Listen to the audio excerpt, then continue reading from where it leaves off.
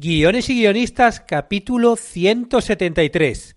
El guión de videojuegos con Albi Ojeda.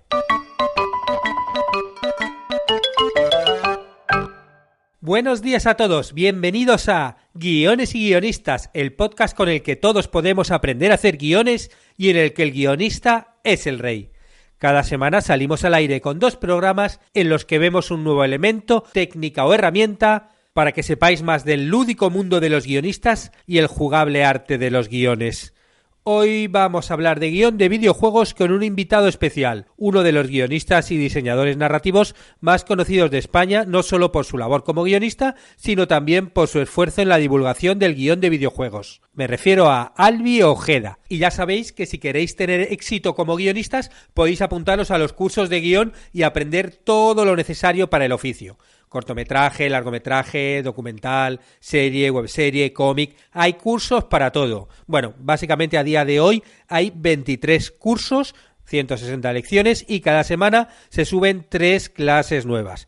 Obviamente, dependiendo de cuándo oigas este podcast, a lo mejor hay 30 cursos, 40, 50, a saber. Y todo por tan solo $10, un regalito. Y hoy casualmente hemos publicado la última clase del curso de Storyboard. Y en esta última clase pasamos a la acción viendo los pasos para hacer el Storyboard desde el desglose del guión hasta el planillado final. Y para los suscriptores os voy a dejar en la zona de descargas 5 plantillas de Storyboard que podéis bajaros para vuestros trabajos. Son planillas con formatos diferentes de Storyboard para que elijáis cuál os viene mejor para vuestros proyectos. Y este sábado termina el curso de adaptaciones a guión de cine. Va a ser una clase muy práctica también porque nos va a dar las claves para buscar y encontrar los personajes y el tema de la historia que hay en el medio que vamos a adaptar.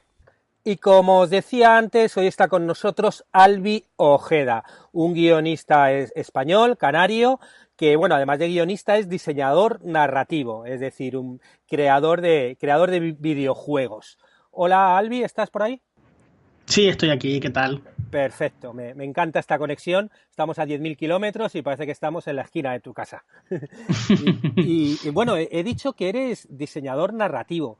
¿En qué consiste esto de ser diseñador narrativo? Pues en realidad es un término porque he empezado a usarlo porque al hablar de solo guión de videojuegos parece que es un término muy restrictivo, que solamente te dedicas a escribir diálogos y cinemáticas. Y como el videojuego tiene muchas formas para contar historias más allá de lo clásico, me veía que a la hora de contar historias necesito usar ciertos recursos que no entran dentro de esa definición. Entran mejor en la de que es diseño narrativo, porque al fin y al cabo lo que haces es diseñar momentos, secuencias, instantes, incluso mecánicas de juego que sirvan para contar la historia. Entonces, diseño narrativo engloba mucho mejor lo que es esa parte de contar historias y narrar dentro del formato interactivo. Muy bien, ¿no? Pero es un término que no digo que te hayas inventado tú, pero vamos, como que tú te lo has asociado, ¿no? ¿O es un término normal entre el mundo de los guionistas de videojuegos? Sí, es normal, sobre todo en Estados Unidos y en el extranjero. En España todavía estamos un poco verdes en eso del diseñador narrativo, del guión de videojuegos, porque se tiende hacia otro tipo de vertiente de videojuego, que es el de priorizar lo que es la mecánica, lo que es la diversión en sí sobre la historia. Ajá. Ya desde hace unos años sí empiezan a surgir otras figuras de narradores que empiezan a usar bien la historia dentro del videojuego, sobre todo fuera, es donde se usa más ese puesto y de hecho se busca así un diseñador narrativo para crear la historia. No, muy bien. Sí que es verdad que, claro, es que el guión en videojuego es algo mucho más amplio que simplemente escribir los diálogos. Porque, ¿realmente qué hace un guionista en un videojuego? Bueno, depende sobre todo de las necesidades del proyecto, porque no es que...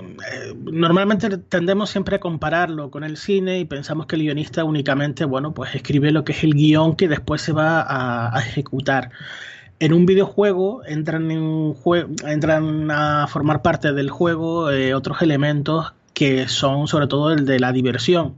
Un juego tiene que ser sobre todo divertido. Y eso no entra tanto de la mano del guionista, porque el guionista se centra en la parte de la historia, de los personajes y demás, sino que entran en juego otros elementos que tienden hacia la tecnología, incluso a lo que es divertido o no. Eso lo crea un diseñador de juego. Y el diseñador de juego define la forma en la que el jugador se va a enganchar o no. Entonces, hay veces que, bueno, el peso de esa diversión, por ejemplo, en un Super Mario, es mucho mayor que la excusa narrativa con la cual vas a ir. Es decir, un Super Mario es un fontanero que va a rescatar a una princesa. Ese juego ha funcionado desde los años 80 hasta nuestros días sin alterar su propia narrativa, porque lo divertido es esa diversión que está de fondo, que se ha diseñado y que se ha pensado muy bien.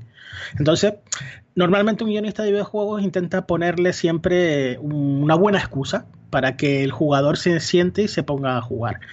¿Qué ocurre? Que hay tantos géneros dentro del videojuego que la tecnología a veces permite que el juego sea lo de menos y se centre un poco más en la historia. Por ejemplo, con el género de las aventuras gráficas, que realmente la mecánica de juegos muy simple, juegos como el Monkey Island, también eso de los años 90, juegos donde la mecánica, eso, son secundarias, tienes una serie de puzzles, tienes mecánicas de diálogo, pero lo atractivo es el universo en el cual te mueves con los personajes y demás. Entonces, por eso decía, depende de lo que necesite el proyecto, de lo que vaya a hacer. Hay veces que un guionista únicamente aporta ciertas pinceladas para darle al universo un empaque un poquito mayor, tratar a lo mejor un personaje, tratar de que tenga un poquito de profundidad o tenga un buen objetivo, y otras en el que no, en el que directamente hay que estar escribiendo líneas y líneas de diálogos, hay que estar trabajando a un nivel muchísimo más profundo. Claro, claro, depende, pues eso, también del formato del juego, ¿no? No sé si se llama formato de la categoría, ¿no? Sí, sí, porque después también ya no solamente influye el propio género en sí, que es lo que define si va a ser un juego de aventuras, si va a ser una de plataformas o qué, sino el soporte final, porque tampoco funciona igual un juego para móvil que para ordenador. El consumo propio es distinto y el jugador que usa el móvil para jugar lo hace en situaciones en las que no quiere ni leer, no quiere ver historia, quiere ir directamente a la diversión. Sin embargo, en otro tipo de juegos, puede ser una consola, si ya reservas un tiempo para sentarte delante de la pantalla a jugar. Entonces ahí sí la gente exige muchas veces un poco más de historia. Y por eso vemos que los grandes juegos que están ahora mismo a la venta de Play, de PlayStation, de Xbox, empiezan a tener personajes incluso más profundos en el cual pensando ahora mismo en el God of War, el último, en el cual pasabas de ser un asesino de dioses espartano a convertirte en un padre que tiene que cuidar y educar a su hijo. Ajá. Entonces es una fórmula también distinta según al target al que vayas a dirigirte, el consumo que va a tener, y entra en juego muchísimos elementos a tener en cuenta. Claro, claro. Entonces me imagino que obviamente sí que el guionista tiene mucha más importancia en los juegos de plataforma y menos en los de teléfono, que ahí lo que importa es la jugabilidad y lo que dices tú, ¿no? Como que vaya rapidito todo, ¿no? No tanto meterte en la historia, ¿no? Sí, sí, de hecho en España hay una serie de empresas muy potentes que se dedican al mundo del videojuego en móvil, pero la tendencia son tipo Candy Crush, es decir, son juegos de ese tipo, que son de consumo fuerte, que enganchan rápido y que apenas tienen un hilo, nada más que es la excusa para continuar. Eso no significa que en el medio móvil no se puedan soportarse otros géneros como es el de la aventura gráfica, que también en España está una empresa que se llama Péndulo Studios, que durante muchos años se ha especializado únicamente en las aventuras gráficas y que ha lanzado sus propios juegos en esa plataforma. O sea, la tecnología táctil no significa un límite para poder contar historias ni nada, todo lo contrario. Lo que sí lo hace es el hábito de consumo. Si la gente usa más el móvil para una cosa rápida mientras está esperando en el médico, en servicio público, lo que sea, pues no va a poder consumir otro tipo de productos. Pero bueno, es cuestión de eso, de siempre ver qué producto es, qué proyecto, hacia qué público y con qué objetivo. Claro. Sí, sí, realmente como el guión en otros medios, ¿no? En televisión pasa igual, en cine, tal, como que Exacto. todo eso se valora. Porque claro, tú también eres guionista de ficción, ¿no? He visto que has escrito más de 20 cortometrajes, ¿no? Y luego también has colaborado en muchísimos videojuegos. Un poquito, ¿en qué se diferencian las dos narrativas y en qué se parecen? La narrativa cinematográfica y el videojuego. Sí, sí, lo bueno que tiene contar historias en videojuegos es que tenemos a nuestras espaldas toda la historia del cine, de la novela, digamos todo lo que es incluso en la narración oral, tenemos muchísimo de fondo que nos va a ayudar a crear historias. Por ejemplo, crear un personaje no se diferencia en nada de lo que puede ser cine o televisión. Si nosotros seguimos teniendo las necesidades de darle un trasfondo psicológico, de darle una profundidad al personaje, marcarle un objetivo, poner un antagonista, o sea, tenemos todo eso ya de adelanto. ¿Dónde está la gran diferencia? Principalmente en el que mientras en el resto de disciplinas artísticas el que consume el producto es espectador, simplemente recibe la historia, en un videojuego lo que se espera es que sea el protagonista, sea él quien toma las decisiones. Y eso empieza a abrir una gran variedad de posibilidades para que el jugador, en este caso la persona que acceda a la historia, pueda llegar a explorar incluso historias alternativas. El gran ejemplo lo tenemos ahora mismo con el último capítulo de Netflix, en el cual era una especie de elige tu propia aventura. Eso es un tipo de narrativa que es una narrativa interactiva, que es la hipertextual, se llama, en el cual el usuario es el que decide explorar y tomar decisiones a la hora de navegar por la historia. Un videojuego normalmente tiende a tener una alta interactividad y exige además a los creadores que puedan tener la máxima libertad posible. Aunque sea una historia conducida, aunque siempre vayamos a estar siempre en el mismo ambiente, con los mismos personajes y hacia un mismo objetivo.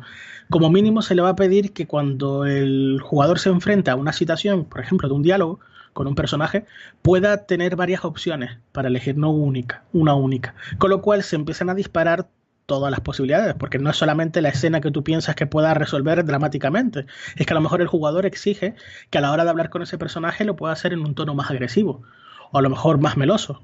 O sea, hay que empezar a explorar la misma secuencia en distintos tonos diferentes para dársela a elegir al jugador. Y por supuesto, una vez se toma esa decisión, el hilo narrativo va a cambiar, porque la reacción de la persona que está recibiendo esa información y esa respuesta más agresiva o más amable va a reaccionar de forma distinta. Y es posible que te abra o te cierre puertas dentro de la misma historia. O sea, es un trabajo más complejo, pero sobre todo muy divertido. Claro, sí, sí, no, es realmente lo que dices tú, ¿no? La interactividad, ¿no? Como que la gente, como que el consumidor deje de ser algo pasivo, ¿no? Y empieza a vivir la historia, ¿no?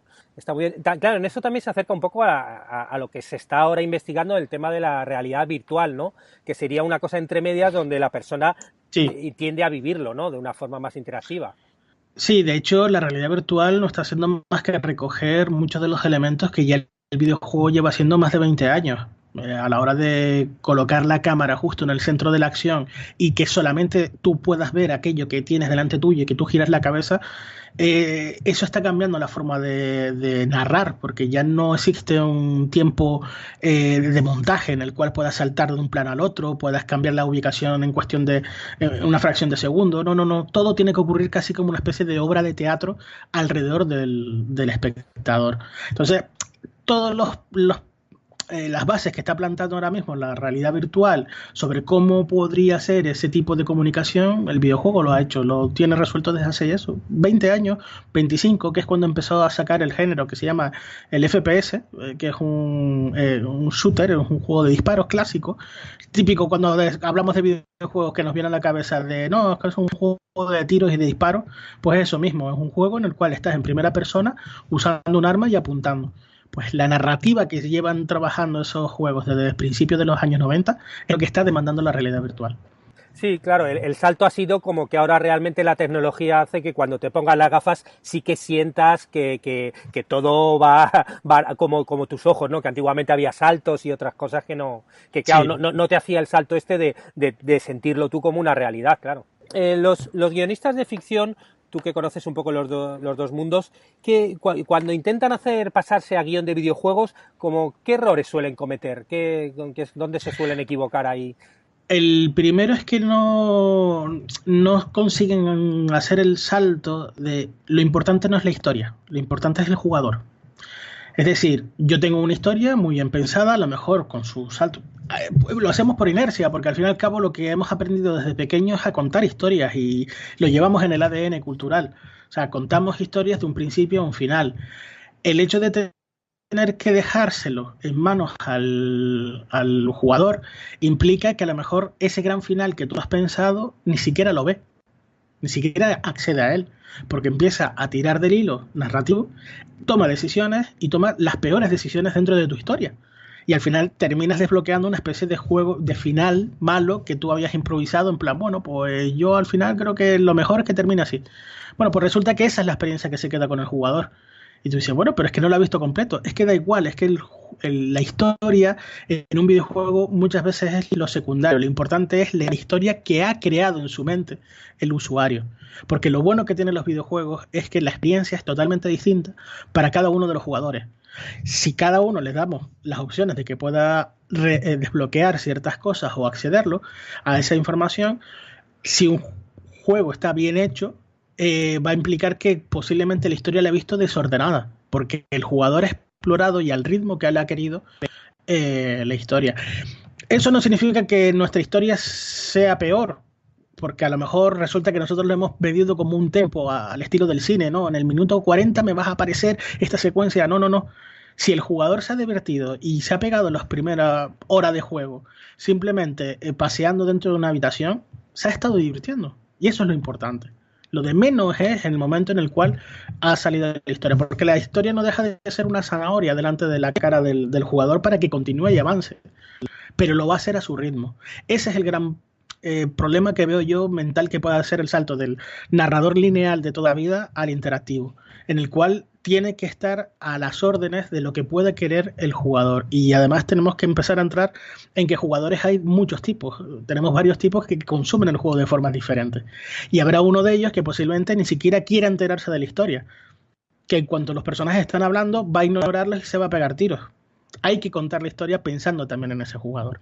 Sí, sí, es un poco, a mí me recuerda, ¿no?, cuando trabajaba en algún reality show en televisión, como crear las condiciones para que ellos jueguen, ¿no? Como que el guionista, no, en lugar de decir tienes que hacer esto, esto y esto, es, bueno, vas creando como un laboratorio, una serie de elementos y una serie de cosas para que la persona viva dentro y lo juegue cada uno a su forma, ¿no? Sí, sí, es que tal cual es eso. El papel del guionista no deja de ser el de crear el universo en el cual se vaya a mover, darle una muy buena razón para que él avance y sobre todo darle cada cierto tiempo una serie de eventos y situaciones en las cuales sienta que no tiene del todo el control, para que esos momentos le genere unas condiciones de conflicto y que le impulsen a continuar.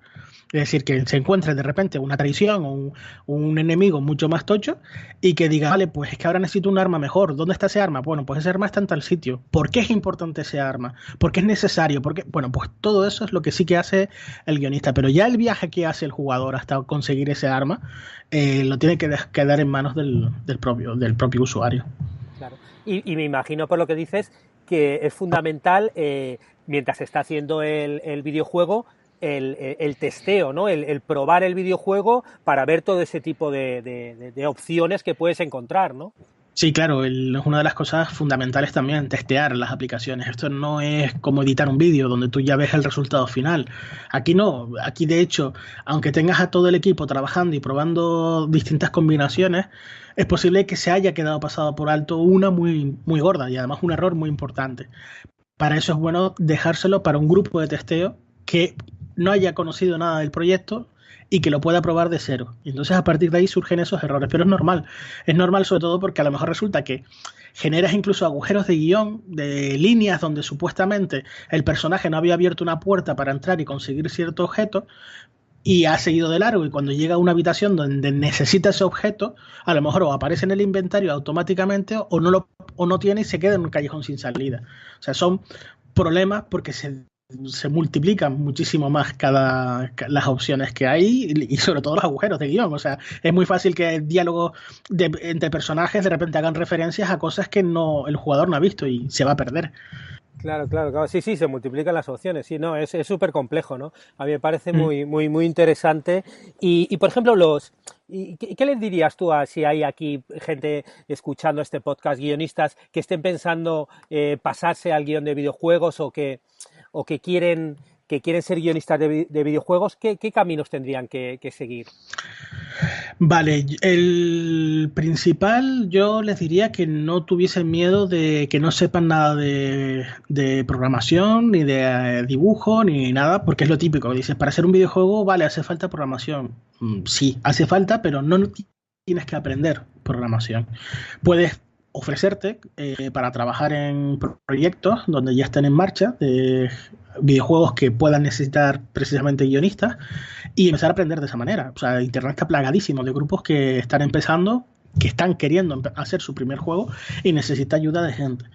Entonces, que prueben la experiencia porque al final, también como en cine, termina dirigiendo actores con los cual te llevas bien, tienes un equipo técnico con el cual encajas bien y tiene una visión semejante a tu estilo y al final así es como puedes llegar, montarte un pequeño equipo, empiezas con cortometrajes y si tienes suerte terminas haciendo incluso largos.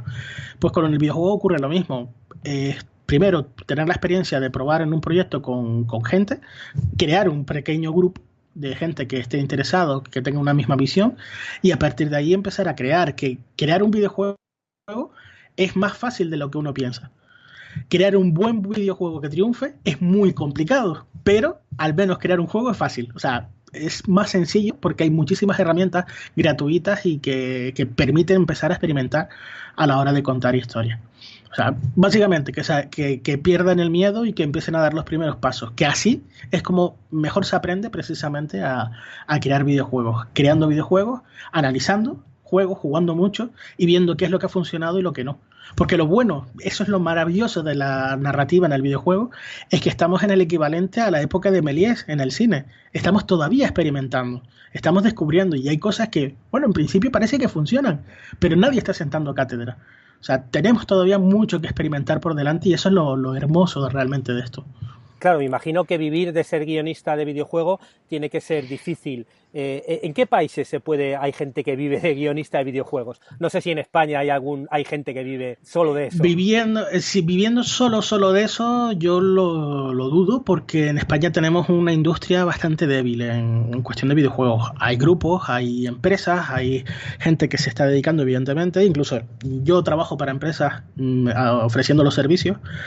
Pero no vivo exclusivamente de hacer eso porque los proyectos, a lo mejor estamos hablando que un estudio puede tardar a lo largo de un año, si es un proyecto más o menos grande, año, 2 años en sacar un videojuego. Y cuando necesitan un guionista es en un periodo determinado. Hasta que ese proyecto no se entrega, no se termina, no se ve si da beneficios y arranca otro, pues va a tardar tiempo en volverte otra vez a llamar. O trabajar en nómina con una empresa, eso sí que en España es impensable. Porque no hay ninguna empresa asentada que necesite un guionista trabajando las 24 horas. En Estados Unidos, en Francia, en Inglaterra, allí sí. Allí ya hay incluso equipos de guionistas que están trabajando en proyectos muy, muy grandes, porque estamos hablando que son miles y miles y miles de líneas de diálogo que hay que escribir, reescribir, volver otra vez a formar. O sea, hay muchos juegos que sí que tienen mucho peso y tienen a esos equipos de guionistas. El mejor consejo, bueno, pues primero, intentar sacar su propio proyecto, porque al fin y al cabo, si tú sacas tu propio juego, consigues incluso coordinar a la gente, pero si es alguien que tiene experiencia en cine y que ha trabajado haciendo cortometrajes y demás, va a tener experiencia coordinando al equipo, y eso es algo que también se valora mucho en la industria, la función de productor. Si alguien es capaz de sacar su propio proyecto y puede ponerlo a la venta, no hay ninguna necesidad tampoco de depender de trabajar en una empresa grande. O sea, puede uno ser sostenible y empezar a sacarlo. Es complicado porque hay que conocer el mercado, entramos ya en otros parámetros, pero en un primer paso se podría llegar a hacer. Trabajar en otras empresas, pues sería ya en España sobre todo sería como freelance. O sea, cada vez que haya una empresa que lo pueda necesitar, que opta a ti. Pero si se quiere trabajar mediante nómina y demás, Estados Unidos, Francia e Inglaterra es donde se están moviendo todo el gran peso del desarrollo en sí. O sea, es donde se mueve todo. Sí, realmente pasa lo mismo con el mundo audiovisual, ¿no? Lo decimos siempre. La tecnología se ha abaratado tanto que si mejor que estar esperando a encontrar un gran trabajo en una gran empresa, si tienes iniciativa, lánzate a hacer tú las cosas. Y ahora, Claro. y gracias a Internet, bueno, lo que pasa es que claro, hay que trabajarlo, hay que conectar con gente, pero gracias a Internet puedes encontrar un producto que lo puedes llegar, bueno, incluso lo puedes para teléfonos, ¿no? Lo puedes llevar a la Ujú. Play Store o cualquier sitio y puedes llegar a, claro, no es fácil, pero existe la posibilidad, vamos. Claro, de hecho, para mí existen más posibilidades de poder vender un producto pequeñito de guerrilla de esta manera, juntándose con tres personas. En plan, yo me encargo de la historia, un programador que lo prepare y un artista que le dé la parte visual. Y tener un videojuego, pues, por mucho menos de lo que cuesta crear un cortometraje profesional. Y de hecho, una vez tienes ese producto, tienes más posibilidades de venderla, incluso creándote tu propia página web y poniéndola ahí.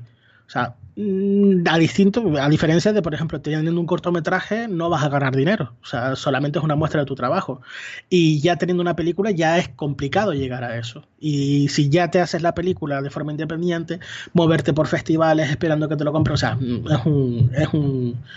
es muchísimo esfuerzo para el poco dinero que no sabes si quiere que puedes ganar. En esto, pues a lo mejor estamos hablando que por entre 3 y 6 meses de trabajo puedes hacer un pequeño juego que puedas colgar en una store o ponerla a la venta en tu propia página web.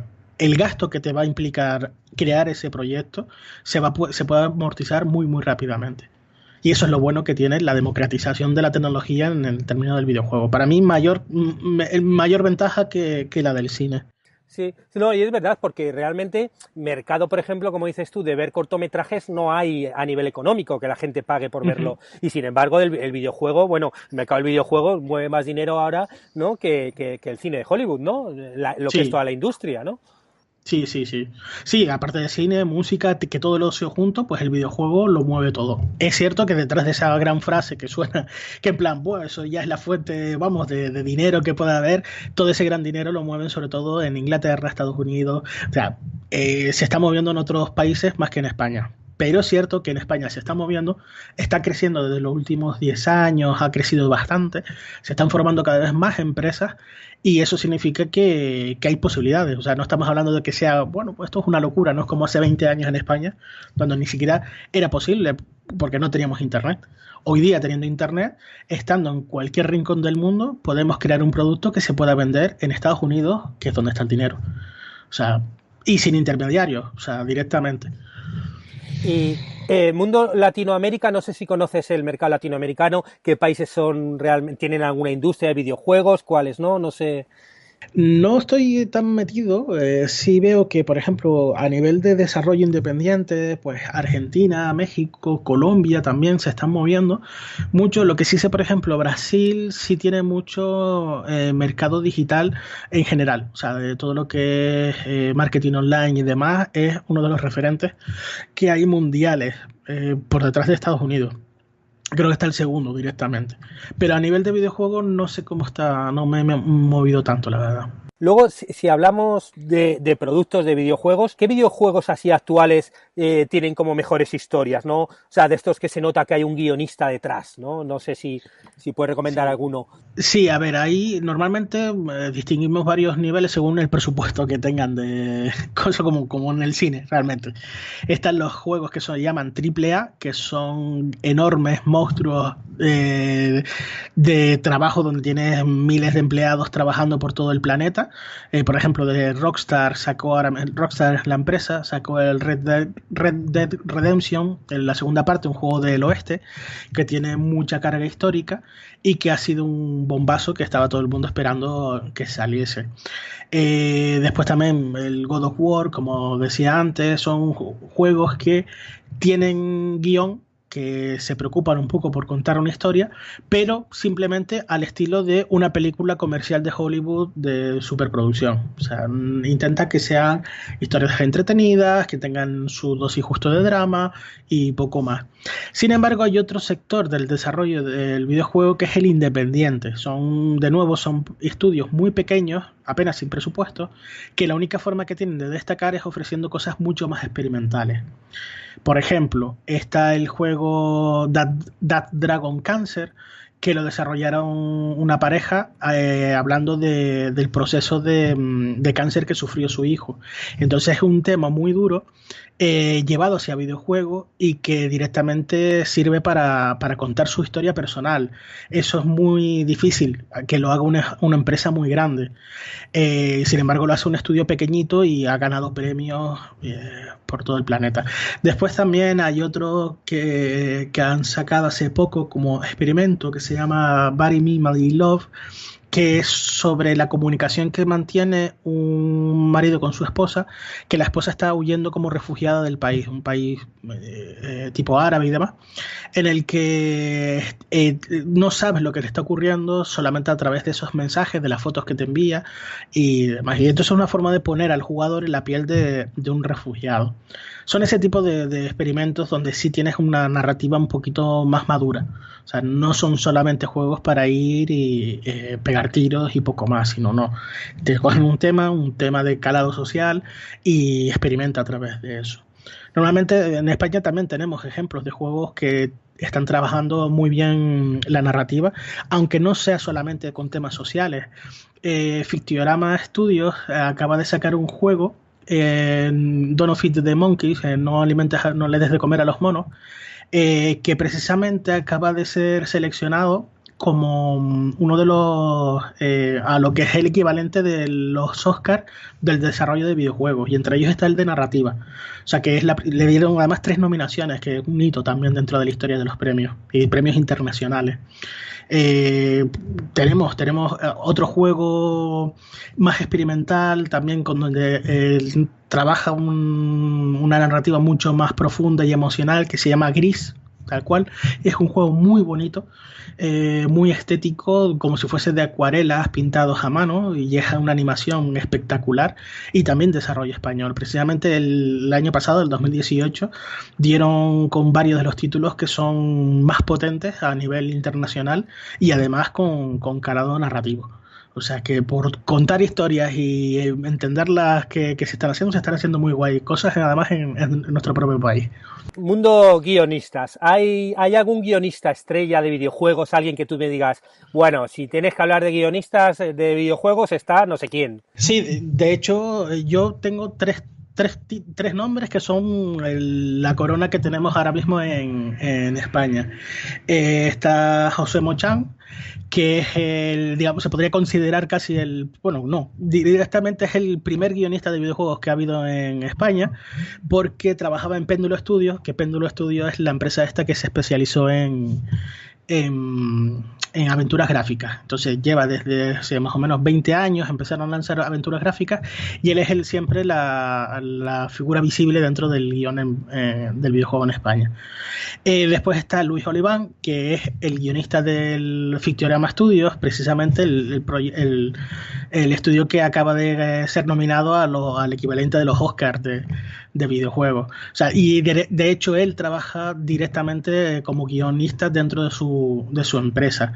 Es el que se encarga tanto de hacer del juego de Don't Feed the Monkeys y el anterior del Synchronicity, que es una aventura gráfica al estilo clásico, también con muchísima fuerza visual, y la historia deja un pozo emocional. La primera parte tienen pensado continuar más adelante, y al menos la primera parte deja un buen pozo emocional ahí después de jugarlo, que no te quitas el juego de la cabeza durante varios días. Y el tercero es Jordi de Paco. Jordi de Paco es precisamente programador que se dedica a contar historias con su juego en su estudio que se llama The Construct Dream, que desde hace unos años también tienen presencia a nivel internacional, a raíz de un pequeño juego que hizo con su equipo para una jam. Una jam son reuniones que se hacen internacionales cada cierto tiempo, se pone un tema y solo tienes para desarrollar el juego durante 3 días, un fin de semana. Pues su equipo quedó entre los, creo que fue en el puesto número 20, y estoy hablando de que es un concurso donde se presenta, de todos los países se presentan siempre equipos. Pues llamó tanto la atención que una publisher, una distribuidora internacional, le ofreció el desarrollar una versión más larga de ese juego. Fueron a crowdfunding, tuvo muchísimo éxito y tuvo una difusión internacional. O sea, y además sus juegos tienen mucha carga emocional también y están muy bien escritos. Albi, no lo dije al principio, pero bueno, Albi tiene uno de los blogs de guión de videojuegos más, yo creo que es como un referente dentro del habla hispana, ¿no? Que se llama Skip Intro. ¿Qué tal? ¿Cuánto tiempo llevas con ese blog? Yo empecé en el año 2011 con Skip Intro. Precisamente no veía a nadie hablando de narrativa, no de cómo escribir un guión a nivel formal, sino de exactamente lo que a mí me interesaba, que era esos trucos que habían de fondo, cómo funciona, cuáles son las diferencias que hay con el cine. Entonces empecé yo mismo hablando de eso. Dije, bueno, pues voy a crearlo, a ver si así atraigo también a la atención de otros profesionales, de otros guionistas, y podemos debatir acerca de qué cosas funcionan y qué no. Y al final he ido creciendo poco a poco con el proyecto, y desde ser un simple blog donde iba hablando y reflexionando acerca de ciertas técnicas y ejemplos de videojuegos, se ha ido convirtiendo en una plataforma de enseñanza, y es precisamente la transformación que le estoy haciendo desde el año pasado. Ya no es solamente un blog donde iba echando la información y poco más, sino le estoy dándole una nueva capa para que cualquier persona que quiera empezar a escribir guiones de videojuegos pueda entrar y lo tenga allí todo. O sea, tengo guías de eso, de cómo ser guionista en España, cuáles son los consejos a la hora de desarrollar un buen juego. O sea, tengo muchísima información que estoy ahora poco a poco de nuevo reorganizando para que sea una base de herramientas útil para el narrador. Y a partir de ahí empezar incluso a llevar al mundo online todos los talleres que he estado dando de forma presencial, que durante todos estos años a lo tonto he ido dando muchísimos talleres, y siempre ha sido con números limitados de usuarios. Y siempre ha habido gente que me ha preguntado, oye, ¿y no vas a venir a tal sitio para darlo y tal? Y siempre es un poco esperar, bueno, a ver si cuadra, si hay más gente o cualquier cosa. Bueno, pues llevándolo al online aprovecho y consigo darle un poquito más de difusión y ayudar a toda la gente que quiera realmente dedicarse a contar historias en el formato de videojuego. Pues sí, bueno, yo qué te voy a decir, que tengo una plataforma de cursos de guión, pero sí, es la salida, ¿no? Realmente hay mucha gente que está a lo largo del mundo que tiene interés seguro, y que vamos, que cuando saquen los cursos se apuntarán porque es una oportunidad que normalmente con los cursos presenciales está súper limitado a donde vives. Y más yo que vivo en Canarias, yo siempre he visto ese problema de yo querer estudiar ciertas cosas y decir, pero es que estoy aquí, es que yo no sé qué es lo que puede ser ese curso es en el extranjero, es la península, donde sea. Bueno, pues yo mismo, como lo he vivido, quiero romper esa barrera y decir, no, mira, te lo voy a poner aquí, te voy a dar todas las posibilidades para que estés donde estés, puedas aprender lo que tú quieres. O sea, esa es mi filosofía. Muy bien, bueno, yo pondré de todas formas el link en la web para que, bueno, cualquier interesado que estéis ahí podáis ver el blog de Albi, que ya os digo que si estáis interesados con el mundo del videojuego es muy, vamos, seguro que ya lo conocéis si estáis interesados, vamos, y si no, pues vamos, id a buscarlo. Bueno, Albi, pues muchas gracias por esta conversación. También dinos dónde se te puede localizar, no sé si Twitter, Facebook, algún sitio donde... A partir de la propia página están los enlaces a las redes sociales, pero vamos, básicamente yo suelo estar en Twitter, que es skipintro /. O sea, ya es a lo mejor un poco complejo de decirlo así, pero bueno, si no, a través de la página web se puede llegar al enlace. También en Facebook estoy, Skip Intro, todo sobre guión de videojuegos.